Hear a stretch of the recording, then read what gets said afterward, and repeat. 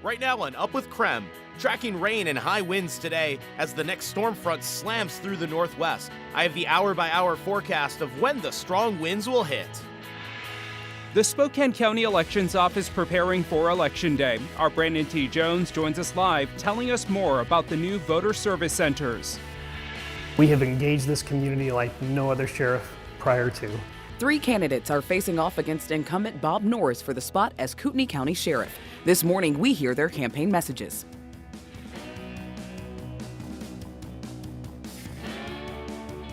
Up with KREM begins now. 8 o'clock here on your Monday. Good morning, everyone. Welcome to Up with KREM. I'm Tim Pham. And I'm Shannon Curtis. Let's get you started today with a look at the forecast with meteorologist Thomas Patrick, because he's telling us about a weather impact alert day due to all of this wind, Thomas. Yeah, it's the wind that's going to be the priority with this next storm system, but the winds, the highest winds, really aren't until the evening hours tonight. It is a 1-2 punch of rain and wind, but our wind advisories and high wind warnings do go into effect starting at 1 p.m. today. So far, Spokane not under either alert, though that could change between now and then. In the meantime, the rain is beginning from very light stuff near Spokane, Coeur d'Alene. Most of this not quite hitting the ground, but could very well be a bit of a sprinkle. It is starting to increase in intensity between Davenport and Ritzville, just off to the west here, and that is moving in our direction. And one final note is there is a lot of very heavy rain over Seattle and Everett, and that's the stuff that is heading our way. So we get the rain first, and then the winds will start to increase later on this afternoon and evening. As you wake up and head out the door this morning, we're taking a live look at I-90 and US 2, taking a look at the traffic conditions in this area. Right now, it looks like there's no major traffic problems slowing you down on your morning commute in this area. On Up with KREM, we do bring you live traffic conditions throughout the morning, so you know what it looks like before you head out the door, so you can arrive on time. In less than 24 hours, polls will open for Election Day. A reminder this morning, Coeur d'Alene Public Schools will be closed tomorrow.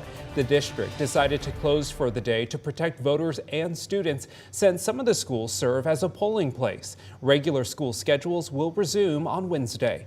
And new this morning, we're learning more about voter turnout so far. We've learned that half of Spokane County voters have already returned their ballots. According to the Washington Secretary of State, more than 2 million ballots have been returned statewide. People ages 65 and older have the highest return rate, while ages 18 to 24 has the lowest. Looking locally, though, in Spokane County, about 189,000 ballots have been returned so far. There are only about 1,600 ballots that have been challenged. Now, those challenged ballots are sent to a supervisor then for a final decision, and election officials may contact you if there is a problem with your ballot. A reminder, though, that your ballot must be in a drop box or postmarked by 8 p.m. tomorrow. Now, with Election Day less than 24 hours away, Spokane County voters will have several options to get those ballots turned in. KREM 2's Brandon T. Jones explains how the County Elections Office says they've been making preparations to help curb any large crowds. Well, yeah, that's right. And some of that preparation is having the EWU Catalyst building as another resource and a drop-off location for those ballots. So here's what else you need to know. Both the EWU Catalyst building and Center Place Regional Event Center in Spokane Valley will be hubs for all things voting. At these locations, you can take care of registration, drop off your ballot, or obtain a replacement ballot if needed, among other things like asking the staff questions. The Spokane County Elections Office says having these 2 locations is vital to help with crowds that possibly come with Election Day. Parking and lobby space is limited at their elections office, so having the extra space at these locations will help with any additional rush of voters. Both of these sites have huge parking lots, great areas for the voters and for the staff to assist the voters. So both voting centers will be open from 8:30 a.m. until 5 p.m. today. Tomorrow on Election Day, the centers will be open from 7 a.m. until 8 p.m. If you still need to turn in your ballots, of course, you can use these locations, but you can also find several drop box locations across Spokane County. You can find those on the county elections website, along with KREM 2's website as well, and we'll point you into the right direction. But for now, reporting here in Spokane, Brandon T. Jones, KREM 2 News.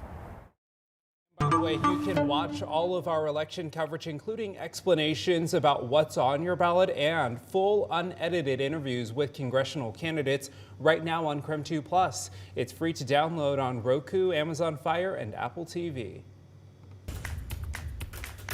Well, this year, Kootenai County voters have 4 choices when it comes to electing a sheriff. In the next 5 minutes, why each candidate thinks they're best suited for the role.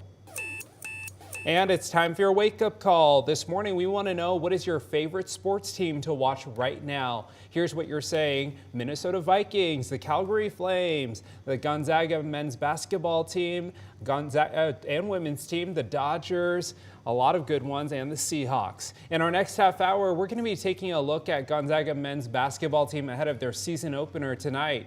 Again, you drive the conversation on this show, so keep texting in 509-448-2000. It's a beautiful moment where everyone can come together, even in years where there could be a lot of strife and political unrest and arguing and all that. But during the Tom's Turkey Drive, nobody feels that way, and they all come together.